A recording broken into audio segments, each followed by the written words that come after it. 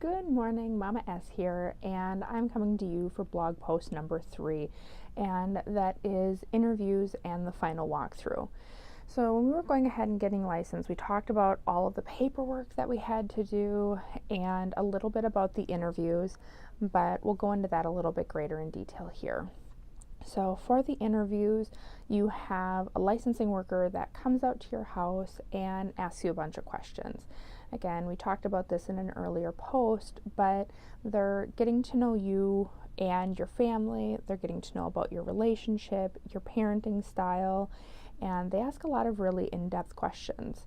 They do a number of sessions together as a family, and also one-on-one with each individual member of the family to get to know you individually. And just so you know, people are pretty flexible, and I couldn't take off so much work. So I had the licensing worker meet me at my job, and we did it over my lunch break. So you can kind of think about that as well. But so you do all of the interviews, and then they come to your house and they do a walkthrough. Now people get nervous. They're like, my house has to be perfect. No, it doesn't. It just has to be livable, just has to be comfortable. They're not going to take a white glove through it, but they are going to check, do you have smoke detectors in all of the rooms that are required, and each state has different guidelines.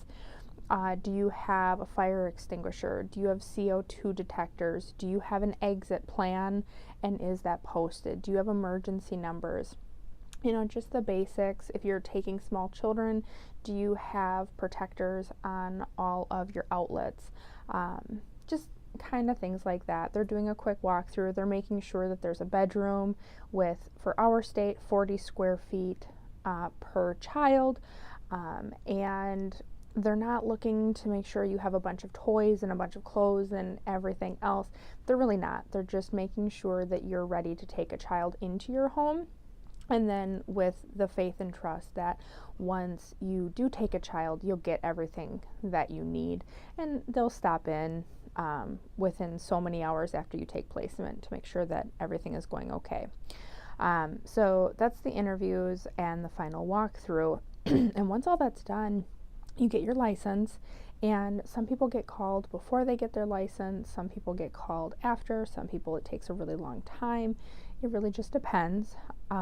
We were licensed for 2 kids with the understanding that we only wanted 1, and we were a birth to 3 family, and our first few calls were all for sibling placements.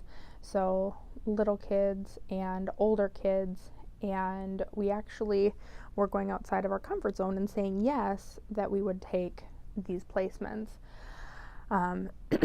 The first one was some kids. It was a little kid and a little bit older kid, and we asked, we're like, we have dogs, you know, how are they with dogs?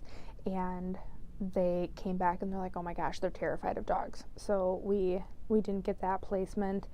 And then another placement, someone was able to take all of the kids, so we didn't get that placement.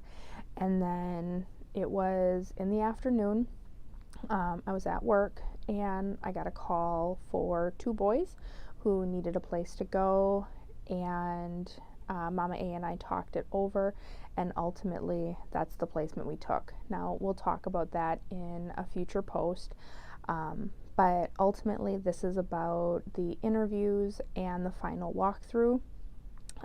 And it's just knowing that you don't have to be perfect, you just have to be honest and talk people through exactly who you are, what's going on in your life.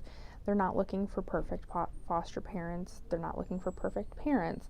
They're just looking for people who are going to love these kids. So we will talk more.